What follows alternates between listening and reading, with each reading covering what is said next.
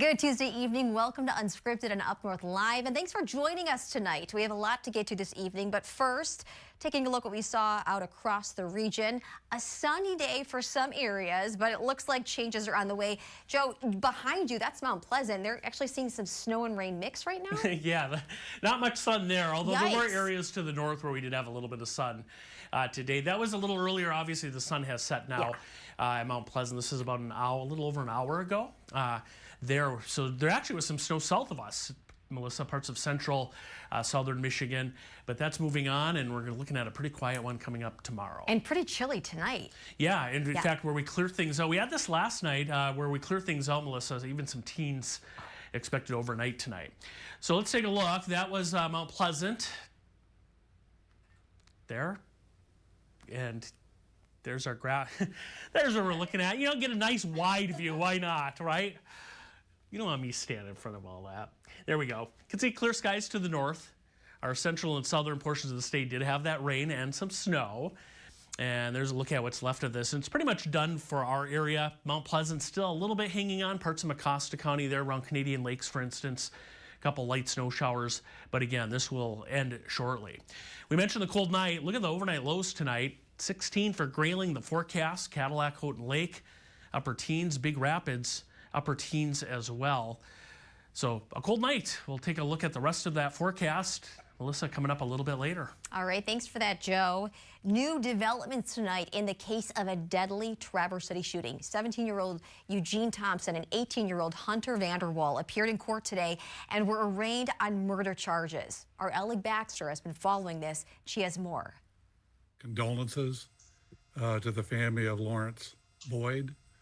What occurred is an unspeakable tragedy. A number of lives have been destroyed. That's how the arraignment of 17-year-old Eugene Thompson started Tuesday. Thompson is accused of killing a city parking services employee and trying to kill a police officer Saturday night. New video showing the moment state police bring a handcuffed Thompson to a Traverse City Police Department vehicle. There's not a whole lot left to doubt about what occurred. Prosecutor Kyle Atwood said the murder of Lawrence Boyd and attempted murder of an officer were both captured on camera. Here you see officers searching the ground Saturday night, potentially for bullet casings. The defendant can be seen going back while the victim is dying to pick up his vape, which he then takes a couple hits off of and moves on. And then after that, the two co-defendants continue to engage in the breaking and entering of motor vehicles. Clearly not deterred by what had occurred. They keep going like nothing had happened. So that to me shows a callous indifference or a heartlessness that shocks the conscience. Attending school, are you working? No, not anymore, ma'am. Thompson pled not guilty to his 7 charges, including first-degree murder, breaking and entering, and possessing a stolen weapon. The best place for Mr. Thompson at this point is behind bars. 18-year-old Hunter Vanderwall also arraigned Tuesday on a felony murder charge. This defendant was the one holding the bag, literally, of stolen property. So he was in for a penny, in for a pound. He was very much a part of this conspiracy. Telling Magistrate Rogers he's a student at Traverse City Central High School. He has no adult criminal history, lives with his parents here in our community. This defendant was not the individual who pulled the trigger, but he was very much an active participant in what went on. Both Thompson and Vanderwall were denied bond. Obviously, these two individuals were willing to murder a law enforcement official to escape justice. So again, no conditions can assure that the community is safe here. Now we have to move forward with the legal process, and I'm calling upon the community to allow those of us who are involved in this process to do our job, to do what we must do. That was Up North Live's Ellie Baxter reporting. We also have some new information to share with you about others involved Saturday night. We have video of a third man being arrested. Traverse City police tell us after Thompson shot at officers, he ran to a hotel room where he knew people inside. That's where police found a woman they briefly detained and a man violating his probation who was later arrested. Well, switching gears on a lighter note right now, Munson Healthcare Street Medicine Program will be expanding to outreach to rural communities here in northern Michigan. Residency expansion project. It's meant to train primary care physicians to care for those experiencing homelessness. This comes after Munson received a $2.5 million grant from the Health Resources and Services Administration. The grant funding will be used for the 5-year project and to help expand research. And tonight on Unscripted, we're welcoming Dr. David Klee with the Street Medicine Program and the Community Assistant Dean for MSU College of Medicine, Traverse City campus. Dr. Klee, thank you for being here tonight with us. Yeah, thanks for the invitation. I'm happy to be here. So tell me, how does this program work? This is something that's new to the area and something that will truly impact people in our community. Yeah, we're really happy and feel privileged to have received this grant. And basically, the grant's going to allow us to help train our family physicians from Munson Family Medicine Residency to better be able to take care of the unique medical problems of our unhoused. And so how does it work? I know you mentioned physicians will be undergoing training, but will people sign up for this, or how will they get in touch with Munson Healthcare?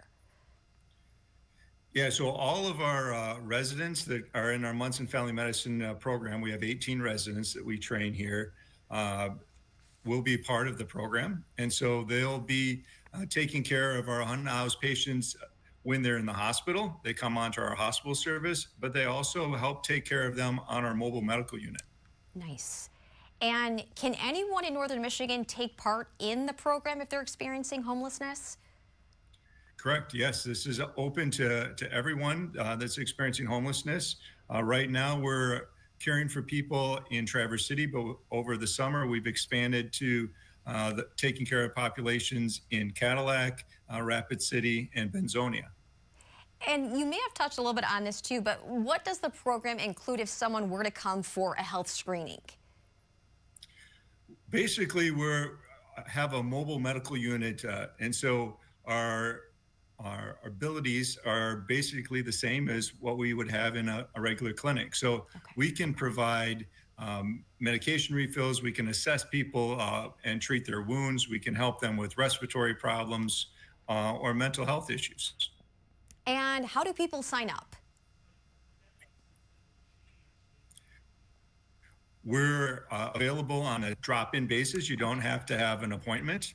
We're in Cadillac on Mondays. We're in Traverse City on Tuesdays and Thursdays. And then Thursday afternoon, we're up in Rapid City, and Friday mornings, we're in Benzonia. And Dr. Klee, what is your hope with this project and the impact that it will have on people across our region? Well, our hope is to bring to light our unhoused neighbors and the fact that it's hard. It's hard to be homeless, and they have a much greater risk of medical problems. Your risk of longevity decreases by 30 years when you're unhoused. And so just bringing that to light, I think, is important. And, this great collaboration we've had with Traverse Health Clinic and Goodwill Northern Michigan Street Outreach and Munson Family Medicine Residency, we brought these different groups together, and it really has been a wonderful addition to the care of people in our community. Have you heard what the response has been? Have you heard from people who have utilized the program? Yeah, it's really been a game changer for a lot of people to be able to finally have some trusted care. They've made relationships with our team, and that's helped them re-engage in the medical community. And so it really has made some significant changes for people. Anything else you'd want people to know about this if they are watching right now and this could be something that could really help them or their family? Yeah, we're happy to take care of anybody, whether housed or unhoused, but we're really focusing on our unhoused neighbors, and just to understand that the resources are out there. You just need to contact us, and we're happy to help care for you. Dr. Klee, thank you. We appreciate you joining us on Unscripted tonight. For more information, though, on the new Munson program, you can check out our website, UpNorthLive.com. In other news, though, if I were to tell you about a bookstore, you probably have a pretty good idea of what it has to offer. But a bookstore in Leelanau County might surprise you with what you can find and how you can feel inside. That's important to its owner, who's going the extra mile this Thanksgiving, but could use a little help. Our Mark Gillette has that story. I feel like giving someone a book is one of the highest forms of loving them. You don't have to spend much time with Rachel Zamanek to realize she loves a good page turner. Books are an extension of people's souls. With that in mind, it may be easy to see how she ended up back in April opening The Folded Leaf, a self-described Leelanau County snuggery. Snuggery is a cozy place that you go to at the end of the day that just feels warm and fuzzy and makes you feel at home. She had the goal of creating more than just a bookstore here in her hometown of Cedar. What I wanted to do was create a space that I needed as a kid. The Folded Leaf offers an awful lot for the community it serves. New and used books. We've got the art on the walls as well as the music that comes through here. And back there in the corner, one more offering to the community. Community shelf is the Folded Leaf's version of a food pantry, but it's so much more than just canned goods and things like that. You know, you've got shelf-stable food, but we also have things like toilet paper, toothbrushes, toothpaste, shampoo, conditioner. You see, from day one, even as much as she loves books, she wanted this place to also serve the community. I want it to be accessible, I want it to be friendly and open to anyone who needs it. Day in, day out for 7 months. But something told her, come Thanksgiving, she could do more. So I reached out to a couple people and some local schools and asked if they had any families that needed a Thanksgiving meal. She was expecting maybe 15 families would be in need. And I was wrong. Yep, she was.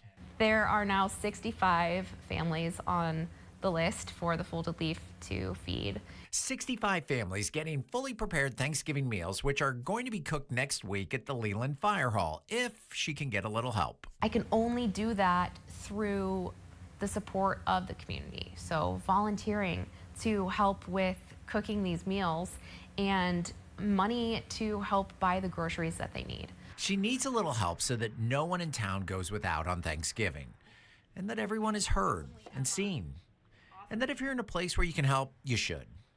She probably read all that somewhere. There's always a lesson that you can learn from a book on how to be a better steward of love and relationship and community.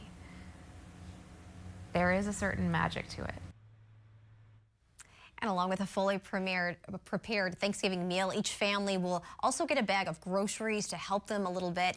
And Rachel needs a little help and says you can reach out to help her on her Folded Leaf social media pages or go to the store. Speaking of helping those in need, especially this holiday season, we want to know if you volunteer during the holidays. That brings us to our question of the day on Unscripted.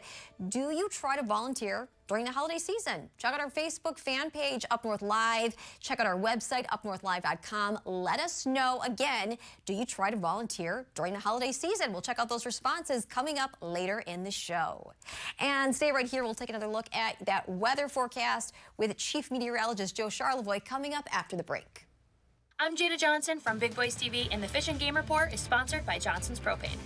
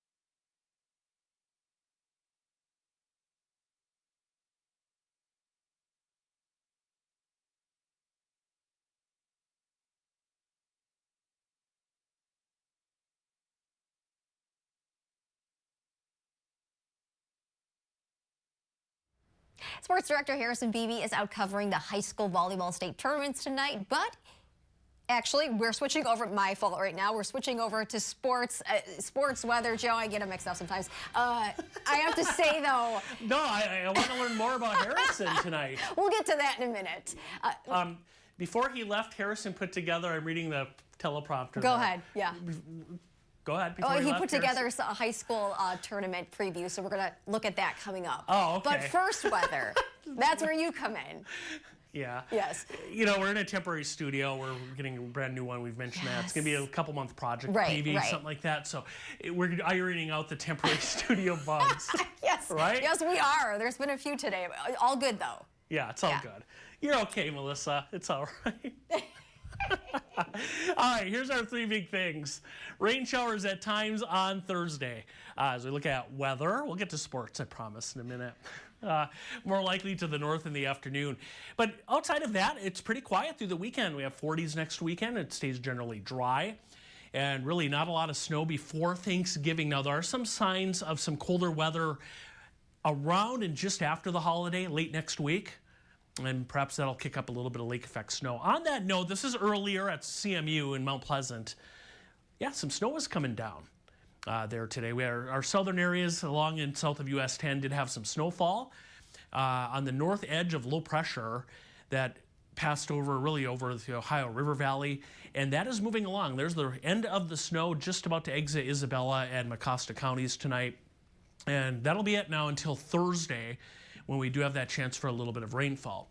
On the other side of the lake, they did have a bit of accumulation, but even there wasn't much over in Wisconsin at Neenah and Chilton. About 1.5 inches of snow fell out of that system that passed south of us. There it is. You can see this area of low pressure not far from St. Louis tonight. But if you look north of Lake Superior, a big wedge of high pressure that kind of suppressed and kept that system really from getting into northern Michigan. And it's been fairly quiet for much of our viewing area today. Tonight, fairly clear, teens and 20s tonight. Tomorrow, sun in the morning, and then with time in the afternoon, we're gradually going to increase the cloud cover.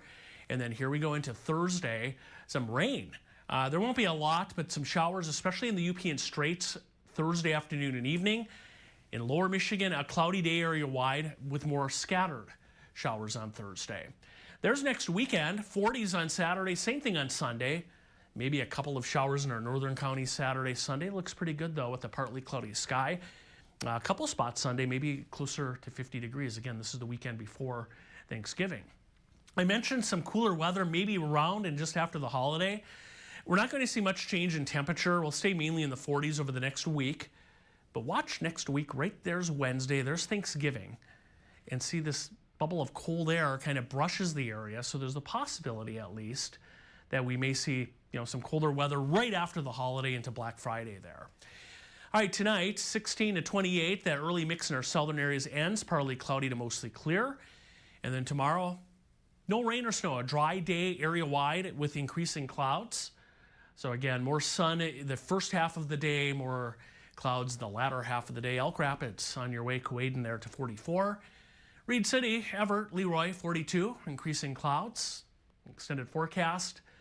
There it is, showers for Thursday. A nice end to the week, though, on Friday, and a pretty quiet weekend. For the most part, as we said, temperatures generally staying in the 40s there, Melissa. So yeah, consistency for sure there. It is, yeah. All right. Thanks, Joe. Coming up, now we'll have a preview looking ahead at tonight's quarterfinals. And teams hope to keep their championship dreams alive. Sports Director Harrison Beebe has a look after the break.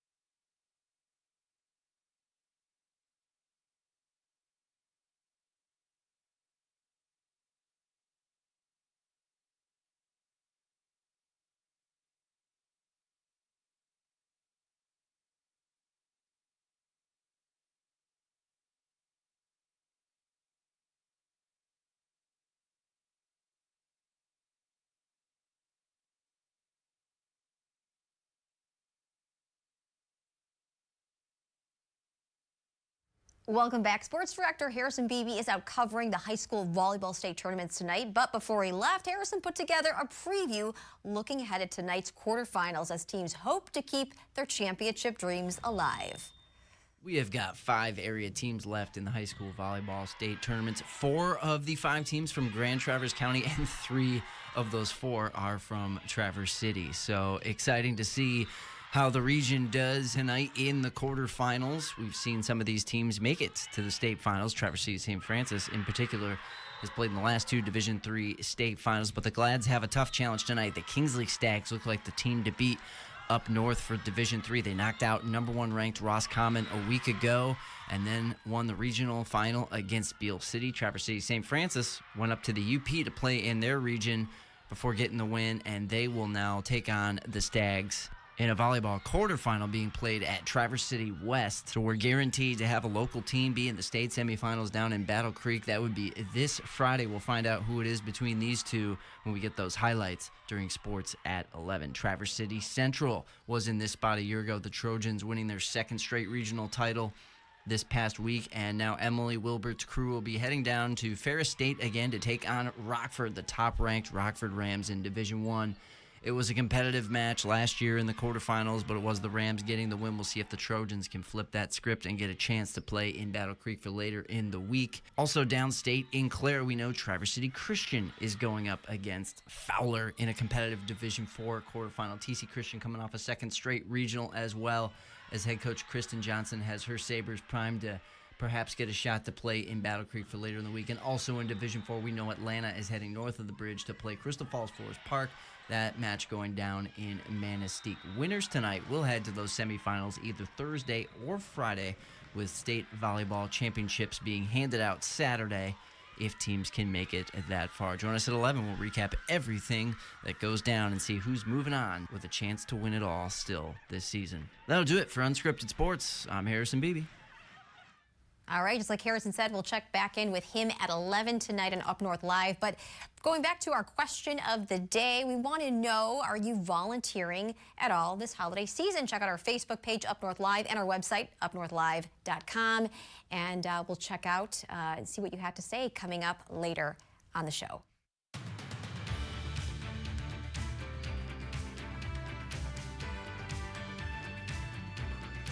Salon services are furnished by Epiphany Advanced Academy in East Acme.